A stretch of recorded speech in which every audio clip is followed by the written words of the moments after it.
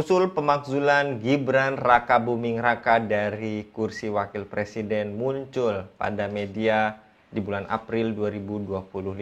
Dorongan tersebut menjadi pembicaraan publik saat kabinet Prabowo Gibran memasuki bulan ke-7 pemerintahan mereka. Usulan datang dari Forum Purnawirawan Prajurit Tentara Nasional Indonesia. Organisasi pensiunan TNI itu memberi 8 tuntutan kepada Presiden Prabowo. Salah satunya mengenai pemakzulan Gibran. Prabowo melalui penasehat khusus Presiden bidang politik dan keamanan Wiranto berkomunikasi dengan para purnawirawan TNI.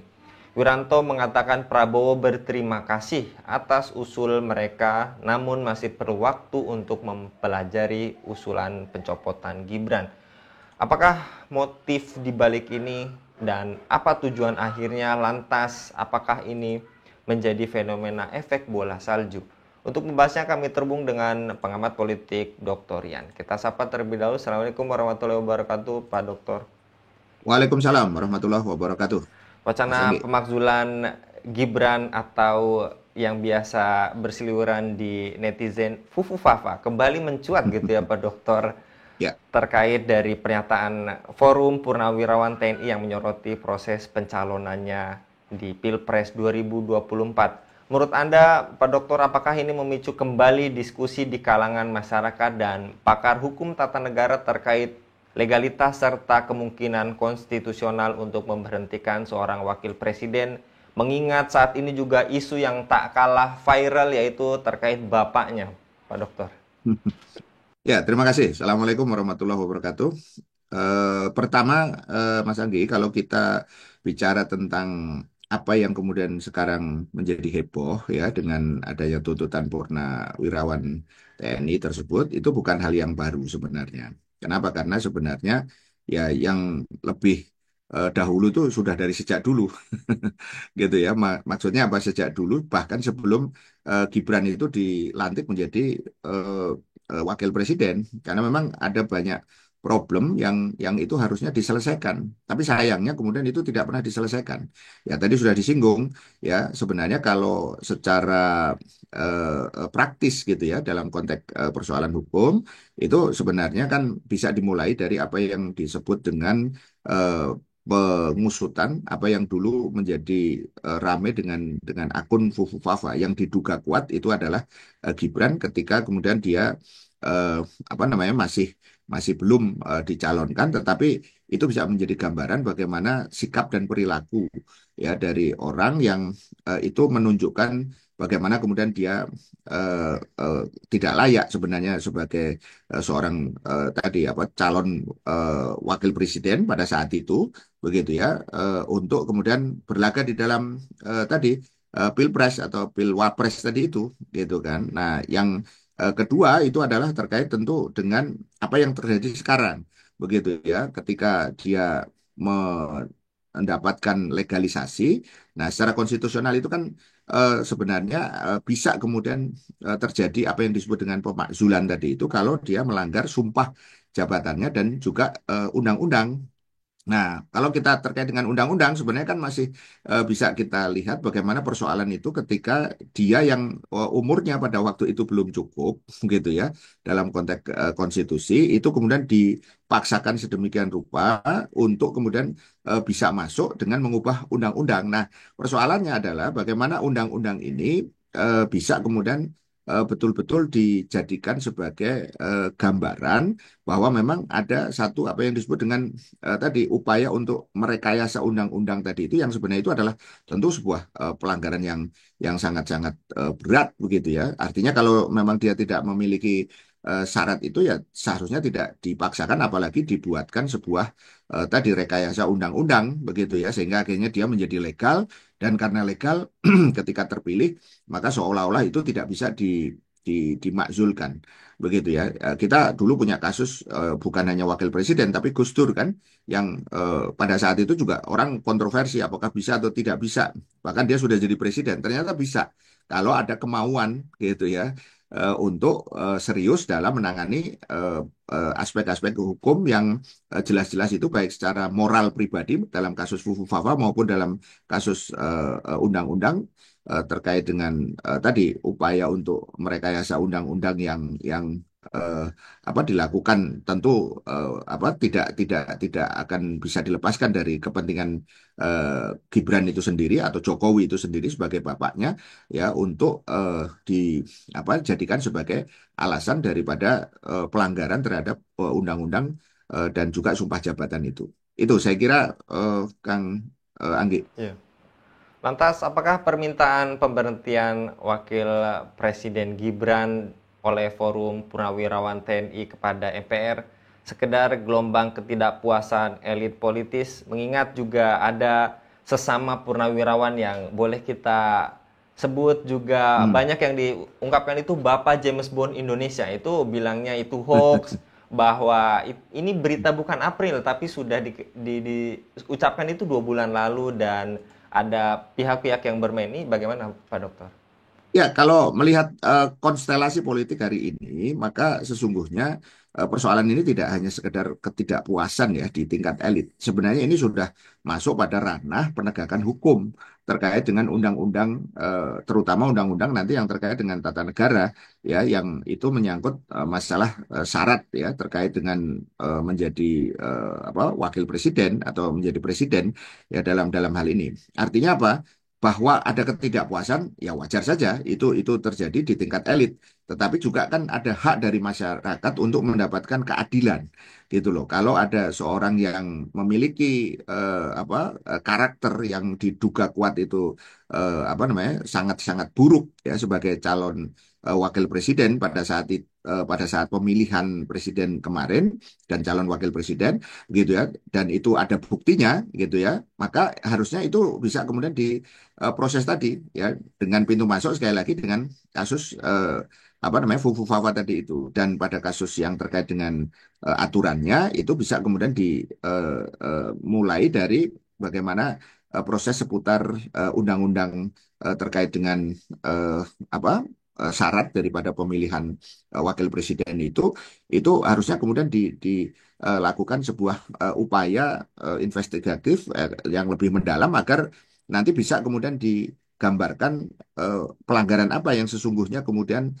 sedang berlangsung gitu ya. Jadi tidak boleh hanya dikecilkan ini persoalan ketidakpuasan elit karena memang ada banyak persoalan yang secara undang-undang juga membuat masyarakat itu menjadi muak lah begitu ya dengan berbagai tadi upaya-upaya rekayasa yang dilakukan dan saya kira itu tidak akan malah membuat masyarakat menjadi sadar politik, tapi justru yang terjadi adalah pembodohan politik begitu. Itu saya kira, Eh, Mas Anggi. Ya. Lantas jadi dorongan dari kalangan Forum Purnawirawan atas pemakzulan itu hal yang wajar sebetulnya Pak Dokter. Dan apakah misalnya jika wajar, sangat sulitkah dilakukannya? Ya, sebenarnya itu tadi saya katakan sesuatu yang biasa dalam konteks tadi ya konstelasi politik tadi itu karena memang eh, apa banyak sekali pihak-pihak yang memang belum tadi apa istilahnya melihat adanya penegakan hukum ya yang adil. Hukum itu hanya kemudian seolah-olah tajam itu ke bawah gitu ya. Tapi kalau sudah menyangkut yang tadi kelompok-kelompok elit tadi itu seolah-olah untouchable gitu ya. Mereka tidak tersentuh begitu kan yang ada di situ. Nah, artinya apa? Walaupun sulit menurut sebagian kalangan sebenarnya kalau serius itu bisa kemudian dilakukan gitu ya sebagai bentuk daripada eh, tadi hak yang dimiliki oleh masyarakat agar kemudian nanti tidak membuat masyarakat itu justru ada di dalam kondisi yang tadi merasa kemudian dibodohi tadi. Nah, apa yang menjadi langkah rasionalnya ya silakan ditunjukkan agar kemudian tadi apa yang dilakukan pada saat sebelum menjadi wakil presiden tadi itu ada pelanggaran-pelanggaran yang tadi menguntungkan tadi sosok ini yaitu Gibran tadi dan tentu dalam konteks ini kepentingan Jokowi tadi itu agar kemudian nanti ini tidak dianggap sebagai sesuatu yang mustahil. Saya kira tadi saya sudah kasih contoh, jangankan wakil presiden, Gus Dur saja bisa kemudian dimakzulkan ketika memang bisa dibuktikan gitu ya secara hukum terutama ya maupun juga dalam konteks ini kemauan politik dari para elit sendiri. Nah, yang menjadi persoalan itu adalah tadi kalau elit-elit politik ini malah membuat rumit persoalan itu. Artinya apa istilahnya tidak mempermudah ya pengusutan tadi, tetapi malah justru kemudian memberikan tadi berbagai lapisan-lapisan perlindungan di satu sisi, ya sehingga akhirnya persoalan ini kemudian yang terjadi hanya sekedar menjadi tadi apa omon-omon kalau menurut saya gitu. Saya kira itu. Ya.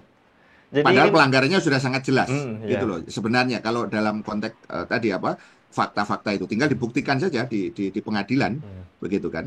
ya, seperti menunjukkan ijazah aja begitu rumit gitu ya Pak Dokter Ya, itu sampai, contoh ya, saja bagaimana kemudian kalau kita apa menggunakan akal sehat saja gitu ya, tidak perlu dengan berbagai tadi apa ketakutan gitu ya yang ada di situ ya sama aja. Kalau Mas Anggi kemudian dipersoalkan orang mana apa namanya ijazahmu yang asli ini udah selesai, itu nggak perlu harus ke pengadilan. Nah, logika berpikir yang sederhana ini juga bisa disampaikan kalau ada bukti-bukti yang tadi sudah apa ketahui sebagai hal yang membuat cacat ya hukum dari sisi personal maupun juga dari sisi prosedural, harusnya itu kemudian tidak dianggap sebagai sesuatu. Yang penting kan sekarang sudah terpilih, sudah dilantik, bukan begitu. Tetapi kan orang bisa percaya, loh, kok ternyata dia punya cacat hukum ya, atau kemudian punya tadi apa namanya peran di dalam pelanggaran tadi apa undang-undang, ya kenapa tidak gitu. Memang presiden tidak bisa langsung memecat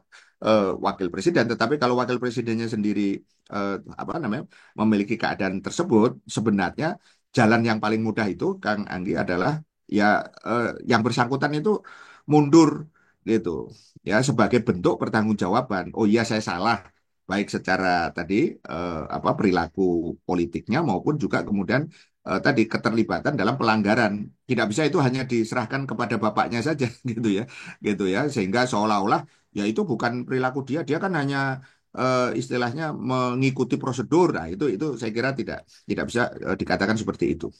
Ya, sekali lagi tergantung apa namanya tadi kemauan ya, politik dari para pihak agar tetap menjaga panggung politik ini tetap waras gitu. Saya kira ya. itu, Kang Anggi.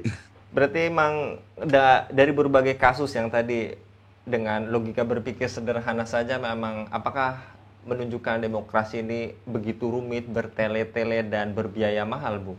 Jelas. Lantas, ya sebelum itu Pak Dokter, bagaimana pemakzulan dalam politik Islam, Bu? Ya, sebenarnya kalau di dalam Islam, apa yang kemudian menjadi mekanismenya itu sangat-sangat kemudian tadi apa istilahnya itu simpel gitu. Poin pentingnya itu adalah bahwa ya khilafah atau khalifah itu diangkat ya untuk kemudian melaksanakan hukum-hukum Islam secara keseluruhan, secara totalitas gitu ya. Jadi artinya apa?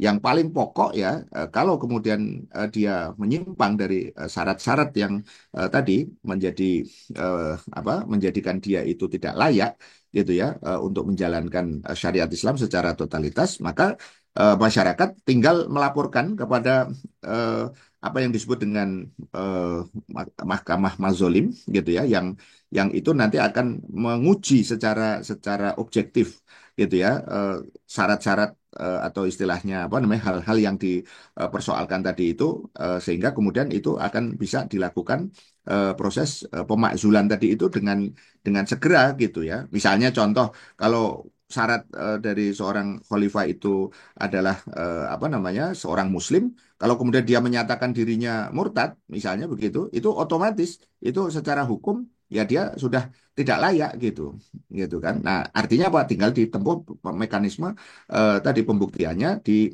dalam Mahkamah Mazolim, yaitu sebuah mahkamah sekali lagi yang mengurus atau istilah menangani, memutuskan perkara yang terjadi karena eh, sengketa antara rakyat dengan penguasa. Ketika dia mengalami keadaan yang seperti itu, maka tinggal diproses begitu. Jadi tidak bertele-tele karena persoalan-persoalan yang tadi terjadi dalam konteks demokrasi.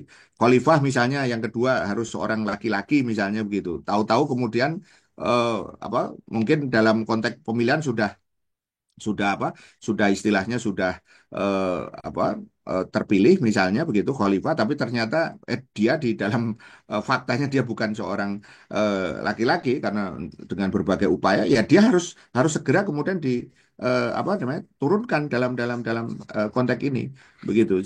Sehingga dari sini menjadi mudah sebenarnya. Prinsip dasarnya adalah ketika khalifah itu melanggar hukum syara gitu ya, maka otomatis dia kemudian akan bisa dipersoalkan, dan ketika kemudian itu mendapatkan keputusan dari Mahkamah Mazulim, maka nanti akan dilihat apakah kemudian kasus itu bisa apa langsung menggugurkan apa kekhalifahan yang dia apa namanya dapat amanah itu, atau kemudian mungkin ada sanksi-sanksi tertentu kalau kemudian itu misalnya masih memungkinkan untuk terjadinya perbaikan. Katakanlah misalnya ada kezaliman, ya kalau kemudian masyarakat mempersoalkan, tentu tidak perlu dimakzulkan, tetapi kemudian cukup khalifah apa namanya memperbaiki itu, dan tidak boleh tadi maksudnya mempertahankan atau melangsungkan kezaliman-kezaliman tadi kepada masyarakat. Jadi saya kira di situ bedanya antara sistem Islam dengan demokrasi, dan mekanismenya juga tidak